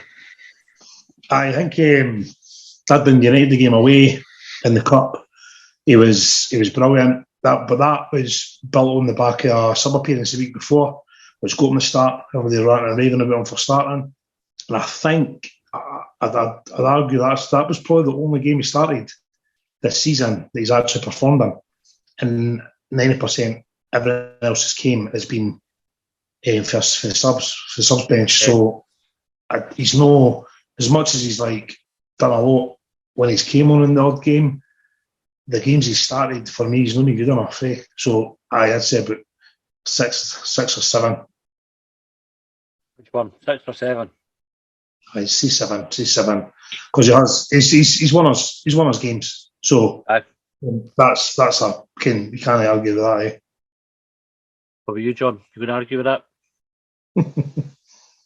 It's hard to argue with it. So I think the one that Leon was mentioning there was he came on. Did he come on in the Aberdeen game and he played that delightful back heel to Martin Boyle, the kind of dragon flick into his path that Hibs scored and won the game from? And I think it was the Dundee United game that got me start. But then was there a game after that? Because he had a really good game against Dundee United where he scored, he set up Joe Newell, and I think he got a start the following week. But I want to say that he was thinking the following week and got subbed off.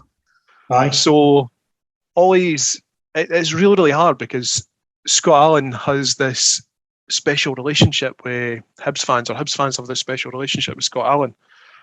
And I think it's maybe, certainly in the last couple of seasons, probably undeserved.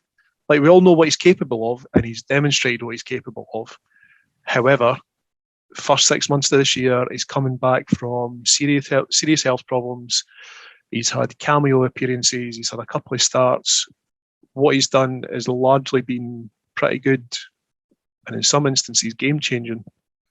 So, I'm going to say 9. I was going to go a wee bit higher there, but then I was thinking about the times when he's been subbed off and he's just been stinking or whatever. 9. You're this man, 9, eh? So I think with Scott Allan, he came out last game we watched, the one that he started, and even against Celtic actually at Hampden when he came on. See the times he got the ball and he tried to run with it, and he was just overrun. I mean, fair enough, Celtic have better players than Hibs do, right? But you watch Scott Allan now, he's that yard of pace, not even like a yard of pace, he's maybe 2 yards off the pace. He's capable of those great moments in a game, but it's like a good pass. But it's maybe a good pass in a game. If you're lucky, that leads to a goal. But there's loads of times now where it doesn't lead to a goal, or it doesn't quite come off, and then you're thinking, what else are we getting from? Do you know, just to add to that, there was I seen it was on the message boards, I can't remember what game, it was just one of the last games there before the break. Somebody said, that nearly came off, that pass. And that's where we are with it now. It's like it was nearly a cracking pass. I think it was against Aberdeen. He had one. Aberdeen, maybe. The boy slid in and just intercepted it at the last minute. Took it off of maybe Nisbet's toe or Boyle's toe, whatever. And it would have been one of these passes of the seasons. If it come off, it would have been amazing. But if you're only getting a pass or nearly a pass a game, when he's not having a great game, I struggle with it. I just think he's no. I love Scott Allan, and see if you take Scott Allan from when we were in the Championship, it was incredible. I would have said he was probably one of the best midfielders in the country at that time, but we're years down the line now, and he's just not at that level anymore. And even when he's he came back, again, McGeoch in the midfield came under Lennon and that, and Canberra and bloody McLaren running off him. He was honestly, it was unplayable. It was unplayable. But he's not that anymore. He's gone. It's sometimes quite difficult to watch. I mean, against Celtic, I thought that because you're thinking, here's a boy who's used to being able to get in the ball, maybe drop the shoulder or do a wee trick and get a bit of space, and he just had players just taking the ball off him, just constantly taking the ball off him and running away from him, and he couldn't get back to tackle them, and it was just hard to watch. You just think, fuck, this is a boy that's clearly he's got it up like we were saying about. Jamie Murphy. Do you know the brain's swelling, but the legs aren't quite there. That's just like me. That's why I had to give up. Aye, same here. My legs were never well, and actually probably my brain was the half the time as well. That's where the similarities start and end. What we're saying are 8 7. So we've got 2 7s, a 9 and an 8. So I think that puts them at an 8. We're happy with that. All right, Josh Campbell's next. We're nearly done as well. This is like the longest podcast ever. Josh Campbell, we've only got 1, 2, 3, 4, 5 players to go. That's if we include James Scott. So 4 and a bit. Nah, I just bumped James Scott. He's getting a 6. Give him the same. Are we getting him as high as a 6 though? No, because his attitude stinks. Because He's got 5. I would say a 2 for James Scott because he got punted for not being fit. 2. Imagine coming on loan at a team and then not being able to play because you're not fit enough. Good to have the worst squad, like. Aye, so he's going for a 2, right? Right, Josh Campbell. Anyway, again, quite a hard one to score because he's only come out of the team the last few weeks. Yeah. But based on what you've seen so far, Leon, how would you assess him?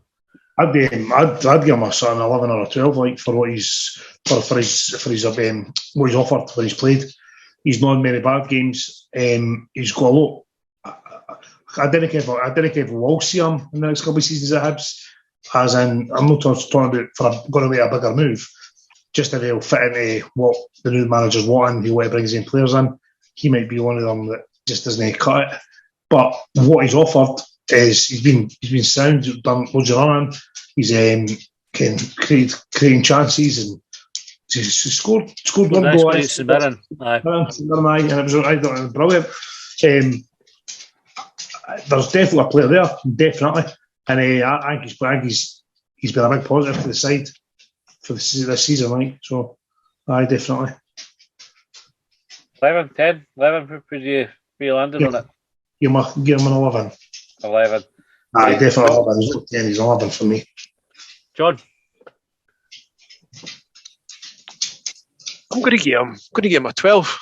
I think for when he came in, so he was one of those players, I think, going back a couple of years now, Heckenbaum, he went out, he's kind of worked the system, he's been out on loan, he's come back, he was given his opportunity against Celtic, and I don't think, so it was the game when he came on after we were already 3-0 down, came on in the second half, and I don't think he's been out of the squad since then, been out of the first team since then. Got his first goal, Hibs fan, shows he does a lot of running, does a lot of, I don't know that that's maybe a wee bit of an underrated quality, and you maybe think that that's the only thing that he offers. It's not the only thing that he offers, but there are plenty of players out there who don't put in the necessary hard work, and I think that's one thing that you could definitely put a big tick in that column of report and say Josh Campbell puts in, he works hard for the jersey, works hard for the players around him. Looking forward to seeing him in the Hibs team for the rest of the season. So I'm going to give him a, what did I say, 12? 12. Going to give him a 12. I agree with a lot of that. He works hard, does a lot of running, not scared to put a tackle in or leave a bit in and that as well. Quite like that about him.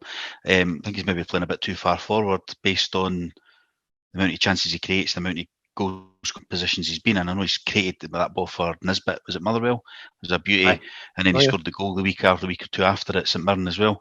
Other than that though, he's not created enough. So he's maybe more suited to being behind the more attacking midfield. But I agree with all that. I quite like him. He's energetic and that. So 11. 11, maybe 12. I wouldn't be opposed to 12 though. Alright, we'll put him through as a 12. Martin Boyle. Next one. John, you want to start off with Martin Boyle? I want to give him 15. Do you know what? But I'm going to take a point off though because of that penalty against Livingston. Because there's no way that you meant to hit the back of the net with that. That was stinking. And the red card against Ross County as well after the game. Aye. Oh, I actually never saw that. I never saw the aftermath of that. Was that I was that fed up at getting beat that shitey, scrappy 1-0 that I wasn't bothered anymore. But so maybe even a 13. I think.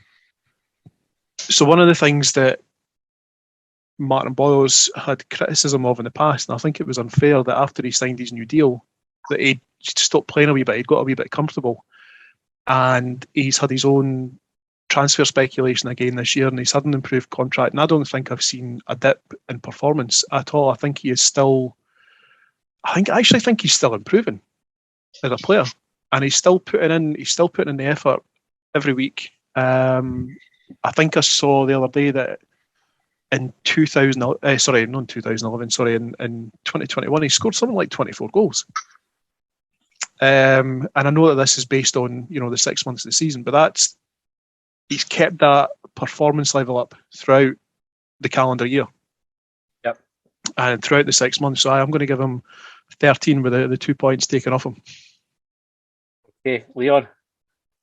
I'm giving him a 14. He's brilliant. Did you not see the sending off either?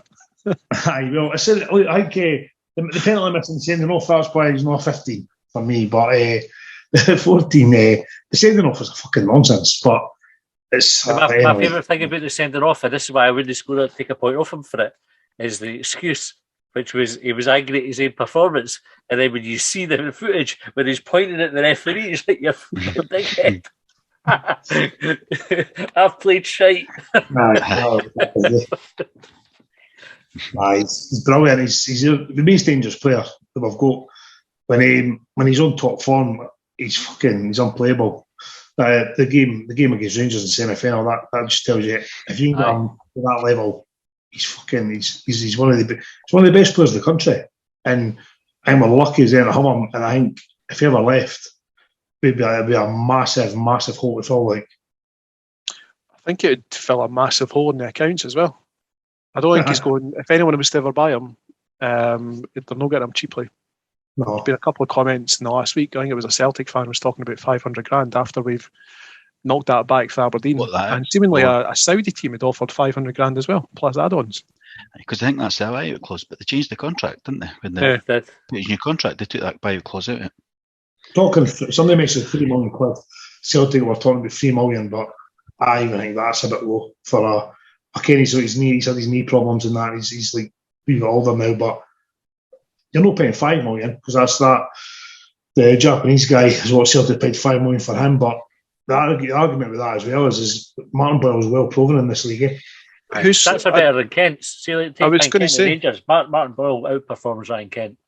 So Ryan Kent, they were talking, did they sign him for 7 million? Something like that. How many goals has he scored in 2021? Fraction of what Boyle scored. So the hat trick against Rangers either. Or for them.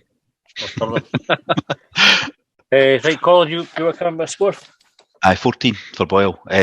He's your own. It might be the way we were set up to play, but if he doesn't play well, we didn't play well. Is how I see Boyle. He gets kicked up and down that park every week. He has 2 men on him, 3 men on him, sometimes more than that on him. He keeps going. He just gets up. You pulled him up for the time when he did fall down when he shouldn't have, but he's unfairly criticised for the dive. He contacted you to come on the podcast. Bonus point for that. Hang on, are you talking about getting him 16 out of 15? No, I only give him 14. In the first time, saying 14. So 14, because nobody's perfect, eh? So present company excluded. But there's 14 because he's just the most dangerous player. I think if the 3 million's right, I think we would maybe take the 3 million for him, because he's 28. 29. I think 3 million might fund a few other ones. I don't think his value's ever going to go up for that. And despite what we're saying about Kent's a bit younger but doesn't produce as much. But he's at Rangers. Look at the laddie, the fullback that's played 2 games this season, has gone for double figure millions. So it doesn't matter. Right? It's a different market we're in, even though we're in the same league. So 14. I think that's fair. I think Boyle's one of these players, when John McGinn came at Hibs, and you look at the player that arrived and the player that left, they're like night and day. There's that steady improvement. Boyle's exactly the same. Obviously he's no John McGinn level, but No, but I was just going to say, actually, Leon said we're lucky to have him. We're no, because we've created what he is now, because he wasn't that when he came here. So That's a shout. he's lucky to have been here. Aye, I mean, we swapped him for Alex Harris, didn't we? Yep. Oh, like that. But that's kind of Dundee were happy to kind of offload him, and we got a cracking player, and then he has become, I think, by far and away our most important player. Aye, by some distance. Okay, Kevin Nisbet next. Leon, you want to start on Nisbet? He's been underwhelming this season, I think. He's scored goals. He's had these decent performances, but he's been nowhere near the levels we've seen last season. He was a total game changer last season, I felt, at times. I didn't care if it was just his goals that were doing it, and maybe having a wee droughts can affect that. That if you're not scoring the goals, folks start looking at other parts of the game and that. I think he gets a wee bit unfair criticism at times because he's been made to play a target man at times when Deutch was doing that, and he's never a target man in his life. And he likes to drop deep. He likes to drop in that wee bit further in and play the ball in behind for strikers. Kind of another striker. He done it against Rangers for Martin Boyle. But I think performance-wise, this season he's not been up there, maybe. But he's not been terrible. Can still score goals. I mean, that goal against Motherwell was fucking. That was a cracking finish. Yeah. Real quality, and he's still got that in his game. But I'd give him a 10 or an 11. Right, Colin. I'd go a wee bit higher than that, I think, based on some of the other scores as well. But he does get criticised for looking lazy at times. Sometimes he is lazy. Sometimes he looks lazy. He still scored. Is he still top scorer? It must be. Boyle will be our top scorer. But he's still scored goals against Rangers away this season. He's scored a few goals anyway. He's scored in the bigger games.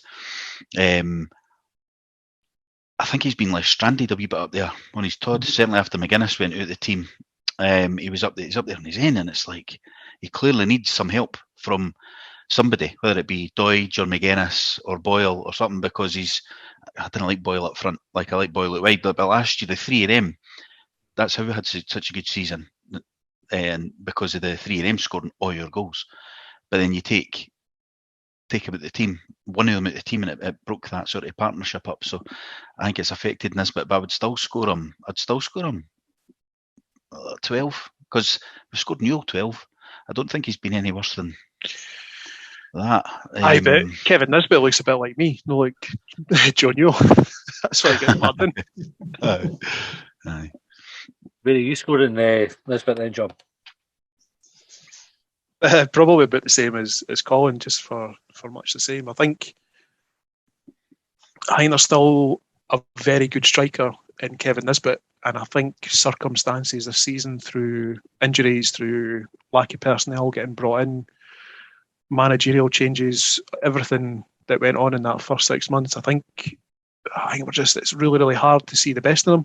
Like, there's just been those individual flashes. So Leon mentioned the way that he dropped deep against Rangers, played the ball in for Boyle. There was the finish against Motherwell, which I just saw for the first time recently. I was at the game and saw it in the flesh, but I was absolutely beving. I just thought it was a routine finish that was anything but routine. I was at the toilet. We've been in the pub beforehand, John. Aye, so it was over the shoulder, and he's kind of stuck it right, basically doing the keeper's throat kind of thing. But there's all the other. I think the things that would probably take points off for him are the things that are probably beyond his control. So missing Deutch alongside him. So it's not just missing Deutch; it's the impact everywhere else. So there was nearly 50 goals between Boyle, Deutch, and Nisbet last year, but missing Deutch is kind of it's disrupted the rhythm, and there's been a disruption to the rhythm elsewhere on the pitch, and it's just Hibs have been toiling a bit because of multiple factors, and Nisbet's no immune for toiling for the same reasons. So I'd give him 10, because as much as he's struggling in that team and struggling for missing players around him, it doesn't excuse laziness. So I was talking up Josh Campbell before for the effort that he's putting in. Kevin Nisbet can still put in that effort. So that's what I'd be looking for him from. I think if you can get that effort from him from the rest of the season, as players start to come back, you'll start to see his overall score for the year improve. But at the moment, I'd give him a 10. I'll go with an 11. I think we saw more of what you would want to see from Nisbet against Dundee United and to a lesser extent against Aberdeen. And I think maybe that the way that Maloney's wanting us to play will probably bring out the best in Nisbet. Having a bit more support, like you said, Carl, having folk up with him to help and getting into the box so that it's not just him having to try and lay off a ball in the winger and then find his way into the box to get on the end of the There's cross. been a few times where he's put a cross in that's perfect for a striker. There's no fucking strikers because he's the one that's putting the cross in. Aye. You know? So, yeah. So, right, we'll go with 11 then. So we've got 11 on 11 or 12 on a 10 for this, but so we'll settle on 11. So the last one to discuss, and actually I'm thinking whether he's had enough game time to come into consideration. It is Deutch. So Deutch started the season on fire. Not literally, obviously, that would explain his injury. Be a stupid thing to do for a footballer. Christian, you've missed half the season because third degree burns. So if you would mind starting the season on fire next time. He was really good anyway, but then he got a bad injury and then he's only just started to come back. So is there enough there for us to rate him? And if so, where we put him? I think you're right. I think we're struggling here to score him. We scored all the other ones that haven't played enough minutes 6, but then he has played at the start of the season and they scored a goal, didn't they? Scored a couple of goals. They scored a couple of goals. Definitely scored against Ross County. Scored against, had a really good goal against Motherwell. I think it was the rebound off the post. I might bring him up to a 7 or an 8 to a 6, like the others got for not playing much. Points off for the stupid sending off against Ross County. Yeah, that's true. You want to put him as an 8? That's unreasonable. He has contributed when he's played. Because you look at McGuinness probably missed about the same amount of games as Deutch has. And we were giving McGuinness 13s and 12s. He's one of your top scorers, I know. Yeah, and then Deutch got a couple of goals under his belt. So 8. That seems fair.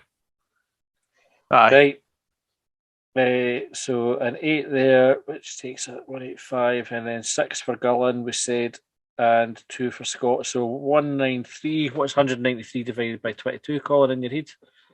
It's Factorising the expert at the front, Colin Wilkinson. 12 or 13, isn't it? 13, probably. I'll be able to do that. Right. That was a wee maths joke for Portugal High School in 1991 or something.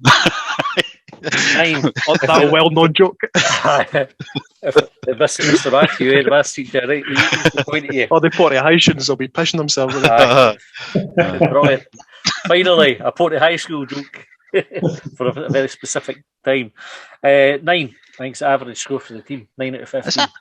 What was it? 190 what? 193 divided by 22. Oh, 22.